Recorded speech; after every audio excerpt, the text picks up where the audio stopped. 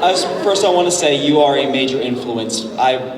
After hearing you, I myself have wanted to get into voice acting, so thank you for that. Oh, you're welcome. And now you get asked a lot, oh, what's your favorite part of this? What's your favorite part of that? What is your favorite character for this? Who is your least favorite character to voice? Not, from the job-wise, but just personality-wise. It's like, what is this guy's deal? I don't like him. Oh, so you mean like, which character do I find the most despicable? Yes. Right, which is a good question. Sometimes people ask me, which character have you hated performing the most? And of course the problem is, if I really hate playing a character that much, I shouldn't play him, right? When you play a character, you have to defend that character, even if it's a villain, right? You have to play that character as well as possible. So if you're doing some film about racism in the South, and you want to cast me as a Ku Klux Klan member, I need to play that Ku Klux Klan member as well as possible so that you can hate me a lot, So what you're asking is, rather than my experience as an actor, which character have I played, and the character in the story is the most despicable? Yes. Yeah, that's a very good question. The first one that leaps to mind is there's a little show called Now and Then, Here and There. Yes! It's this brutal dystopian anime and just awful things. Characters tortured. It's just bad. And I play this one character called Taboo. And he is just the nastiest, vicious, most unredeemable little twit I think I've ever been able to play. He was just, even worse than some of like the big, melodramatic villains, because at least they're sort of fun and chewing the scenery. This guy was just nasty. You just wanted to, just muzzle him or something, or shoot him for rabies, or it's just awful. So yeah, he was a very distasteful character that I had to play, and I played him to the best of my ability. Thank you, and one small request? Yes. Could you ham it up with some Storm of Loyalty? All hail Britannia! Thank you so much. You're welcome. Hey there, Crispin, big fan. So I watched Escaflowne out of your request, your recommendation a few months ago. Awesome series, by the way. So, on behalf of all the Haruhi fans out there, are there some? All right, okay. So, I have with me the first novel. Can you read the very short, very short prologue in your Kyon voice? Sure. Yes!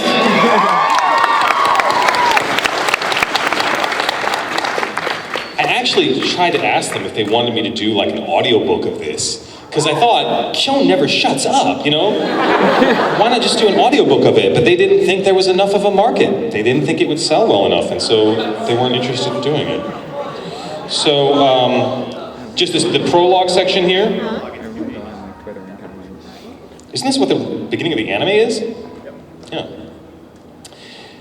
The question of how long someone believed in Santa Claus is a worthless topic that would never come up in idle conversation.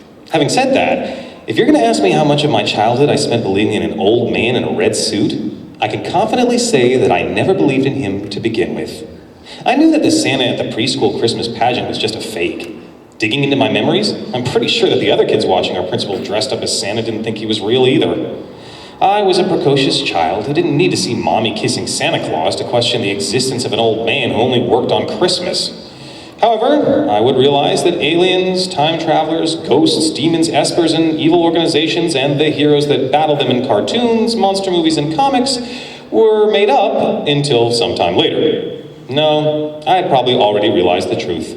I just didn't want to admit it. Deep in my heart, I wish that aliens, time travelers, ghosts, demons, evil organizations, or espers might just pop up in front of me one day. Compared to the ordinary world I wake up in every morning, the worlds depicted in cartoons, monster movies, and comics have a certain charm to them. I wish I could have born into one of those worlds.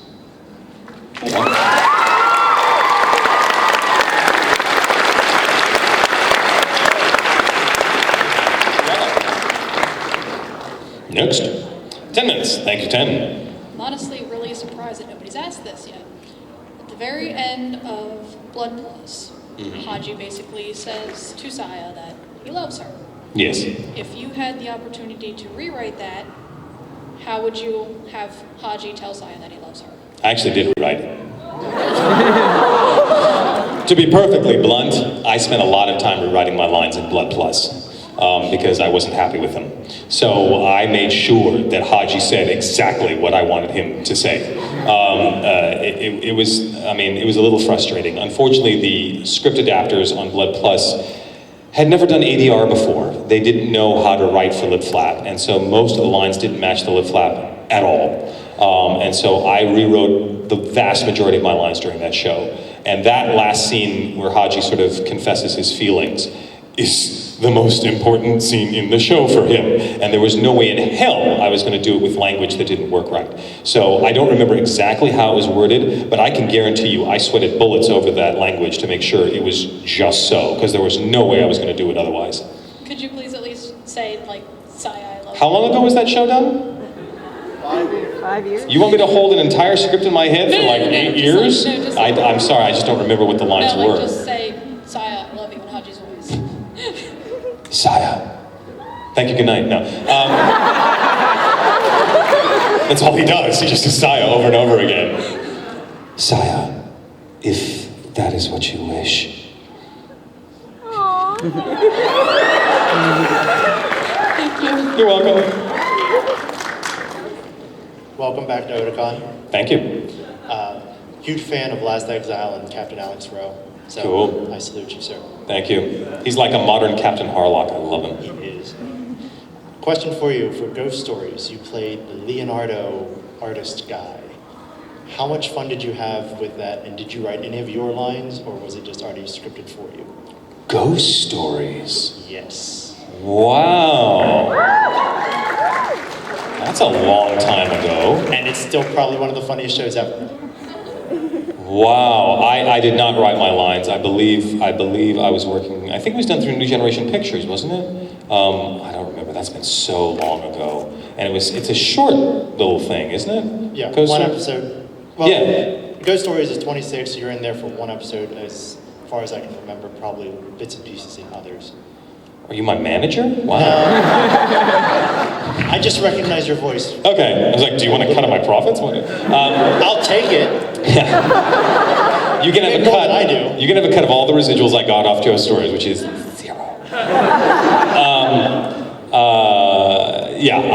They wrote it. I didn't rewrite anything there because those guys knew what they were doing. Blood Plus was an odd thing. They brought in these television writers because they thought these television writers would know how to write the show, except they'd never done anime. And I'm like, I'm sure you guys are really good at writing TV, but you're really bad at writing anime. So this isn't working. That's usually not the case. Usually we have very good writers. Well, Ghost Stories was basically, as far as I can remember from all the other actors said, they just made it up as they went. I don't remember making it up. No, I do remember when I make stuff up. That is not one where I made stuff up. So. Okay, cool. No problem. Thank you. Hello. Hello. I just want to say I really liked your role as Tsume. Can we walk a little closer to the mic? I promise it won't bite. I just want to say I liked your role as Tsume in Wolf's Rain. I just want to know what you thought of yourself being Tsume. Like, what did you think of it? I really love that show, Wolf's Rain. That project was pretty much a dream come true to me. When I first looked at the show, the character I personally identified with was Kiba, the main character. He's sort of this prophet figure. He has this sort of pure idealism about stuff. But, and this is the difference between having a fan mentality and having an artistic or professional mentality, I realized that my voice probably didn't suit Kiba, right?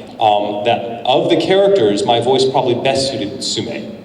And sure enough, that's what happened. I got cast as Tsume. And it's far more important to me to make sure that the show as a whole works well. So I can still, as an audience member, enjoy the show and say, wow, I really personally identify with Kiba, but my voice is better suited for Tsume, so I'm going to play Tsume, and I'm going to play him really well, because he's also a very important part. And what's wonderful is by the end of the show, Tsume basically thinks like Kiba, which is great. It was that whole project was a dream come true for me, because I had seen Cowboy Bebop and the Cowboy Bebop dub, and it was so amazing that I desperately wanted to work with those people. And Wolf's Rain, it was the same production crew, both mostly in Japan and certainly in America. So in Japan, it was the same animation company, same character designer, same composer, Yoko Kanno. And in America, it was the same dubbing studio and the same director, Mary Elizabeth, and the same producers in America. So that was really a dream come true. And also because, as you know from my Sanskrit, Wolf's Rain has a lot of deep mythology behind it. So it pushed my buttons on a whole bunch of levels. Rang my bells. I liked it. Thank you. You bet. 5 minutes. Thank you, 5. Hello. Hello. You kind of touched upon it earlier, how you did technically 3 characters in Young Justice. And I was thinking how you, I was curious how recording both the confrontation scene in The Disappearance of Haruhi Suzumiya and the hospital scene in Young Justice, where you're essentially talking to yourself, was. Yeah, in Young Justice, it wasn't that complicated because they are actually 2 different characters. It's more complicated in The Disappearance of Haruhi Suzumiya because Kyon's talking to himself. Like, it's different aspects of his psyche fighting it out. And that was the real challenge then, was that in Haruhi Suzumiya, Kyon has 2 voices. He has his outside voice when he's talking to people, and then he has his inside voice when he's talking about things to himself. And so I'd already established 2 voices for Kyon, both sort of snarky. You know, Kyon's sort of a snarky character. But then this figure came up who was his internal psyche saying, answer the question, you know, do you like being with Haruhi or do you not? And I'm tired of you equivocating about this and being wishy-washy. I need an answer now. The fate of the universe sort of depends on your decision. And it was like, oh, things just got real, you know? Like, this is not snarky Kyon anymore. This is a totally different part of his psyche that has to talk to him. And so I had to make sure that you could hear that in the emotionality. And because that part comes in and says, stop being a doofus, what the hell do you want? Then suddenly this other voice of like, this is what I want, this is what I've always wanted, sort of comes out. And you're like, oh my God, yeah, that's been in him the whole time. He's just been sort of hiding behind being, you know, the cool kid or the, or the grumpus, you know, he's like Oscar the Grouch or something. So that was sort of the challenge, to make sure, and that was another one of those where I sweated not only the acting, but every word, to make sure that the part of him that asked the questions is actually using different language, more forceful language, than the guy who's getting sort of hit with the questions, to make sure that sort of soliloquy of his works. Hopefully I answered the questions. You bet. Do we have time for one more? Or are we out? One more. So sorry. Sorry. Hi. Hi. Watch your back. She's got my camera. She can run away with it. Good. Oh, no, I mean the people behind her. All right. I kind of have 2 questions. One's really, really simple. Okay. Could you say I love you, Izaya, in Shizuo's voice? Please? Izaya! I love you. Okay, thank you. My second question, the anime isn't even finished yet, but I thought I'd ask now, because it's growing in popularity really fast, and there's not a doubt in my mind that it won't get dubbed. There was a cosplayer here from earlier. If you know about it, or if you don't, 30 seconds. Would you audition for any part, I guess, in Shingeki no Kyojin or Attack on Titans? Thank you. All I heard was gibberish. Would you, if you could? I'm not familiar with those shows. Can you say the name of the shows again? It's in English. It's Attack on Titans. Oh, okay. Because I can kind of see you myself playing the character Jean. Okay. So, I'll ask the question again. Do actors refuse work? No. Am I an actor? Yes. Thank you. You bet. Thank you so much for coming to my panel. I so appreciate it. For those of you who are interested, might I suggest you check out my anime mythology panel at 4:45. It's in panel room 5 at the Hilton. For those of you who would like to know more about voice acting or my mythology stuff, I also have websites online. You can go to crispinfreeman.com, and there are links there to both voice acting mastery and mythology and meaning. Check out my podcast, check out the mythology website, and enjoy Otakon. Take care.